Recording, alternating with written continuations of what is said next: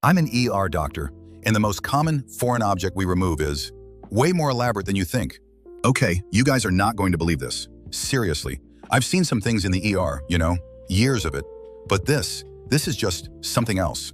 I swear I'm not making this up. In my hospital, we remove an average of 3 intricately crafted ship-in-a-bottle from places they shouldn't be every month. Like fully detailed tiny ships in tiny bottles. It's insane. I don't even know why I'm saying this. It sounds so ridiculous even to me.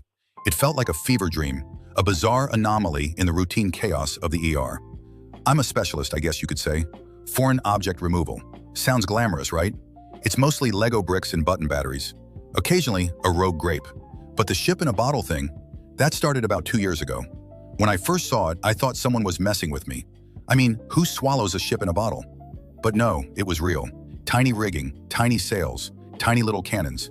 It was unsettling. I've been doing this for 15 years, and I've developed a certain professional detachment. You have to, otherwise you'd lose your mind. But this chipped away at that. I'm bound by patient confidentiality, obviously, so I can't go into specifics. Let's just say people do weird things, and then they need me to fix them. The sheer absurdity of it all made me question my sanity for a moment. But here's the thing.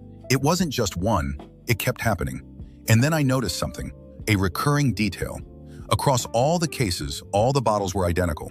Old-fashioned, thick glass. And each one had this faded stamp on the bottom, barely legible. It said, "The Admiral's Folly." I don't know why I even bothered to notice, honestly. It's just a detail. But it stuck with me. I started looking it up online, just out of curiosity. Admiral's Folly. Nothing.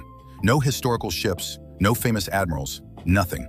Just a bunch of random forum posts about, well, nothing relevant. The more I searched, the more I felt like I was chasing a ghost. Except, I did find a listing for a local antique shop that specialized in nautical items. Captain's Treasures, I think it was called. I almost went. I really did. But then I thought, hold on, Doc, that's a serious breach of professional ethics, isn't it? Then my colleague, Dr. Ramirez, he's a bit of a character, started making jokes. You know, he said, leaning against the coffee machine, there's probably a black market for swallowed objects. People commissioning these things. You're poking a sleeping bear, Doc. I don't know, maybe he was right. I started feeling paranoid. Every time a new patient came in complaining of discomfort, I'd be scanning the charts, looking for the telltale signs. The vague abdominal pain, the history of unusual hobbies. It was ridiculous, I know, but I couldn't shake the feeling that I was onto something. Something strange. And then I found out what it was. It was stupid. Honestly, it was so unbelievably stupid that I almost laughed. I finally worked up the courage to visit Captain's Treasures. The owner was this ancient guy, like genuinely ancient. White hair, a perpetually confused expression. I couldn't shake the feeling that I was about to uncover something truly bizarre. He told me he inherited the shop from his grandfather, who was a ship-in-a-bottle enthusiast. Apparently, it was a family tradition. But here's the kicker. His grandfather also had a very strong social media marketing initiative, a citywide scavenger hunt. The prize? A lifetime supply of miniature ships. And the catch? You had to eat them, or at least food containing them. I don't know, it sounds crazy when I say it out loud, doesn't it? Like something out of a bad sitcom. The implications of this were starting to feel deeply unsettling. Apparently, he'd hide the ships in cupcakes, cookies, even fruit. It was a viral eat it or wear it challenge gone horribly, horribly wrong. People were eating these things without knowing. I felt ridiculous.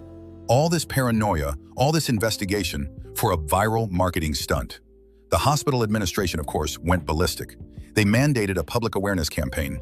Dangers of ingesting non-food items. I had to give a presentation. I felt like a complete idiot. The thought of explaining this to the public filled me with dread. But I guess I also felt vindicated. I wasn't imagining things. There was a pattern, a bizarre, inexplicable pattern. The antique shop owner, bless his heart, was completely oblivious. He thought the ER visits were hilarious brand engagement. He actually sent me a fruit basket, with a ship in a bottle hidden in a pineapple. I'm serious, a pineapple with a tiny ship inside.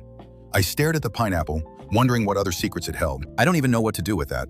Should I report him to the authorities? Probably, but honestly, I'm just fascinated and slightly terrified. I've spent so much time thinking about this, I don't know what else to think about. What's the strangest foreign object you've ever heard of? I'm genuinely curious now, because I feel like I've seen the absolute peak of weirdness.